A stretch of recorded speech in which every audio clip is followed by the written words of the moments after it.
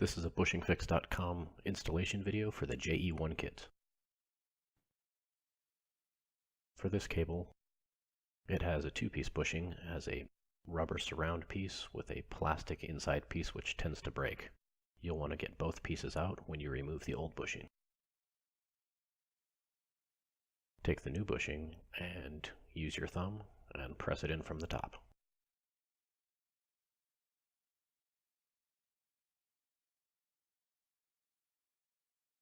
For the other style cable with the metal cable end, it's a little bit tighter fit, so it'll be a little bit more difficult to press the bushing into place, so you might find it helpful to place the bushing upside down on a flat surface and press down on the cable end until the bushing installs into place.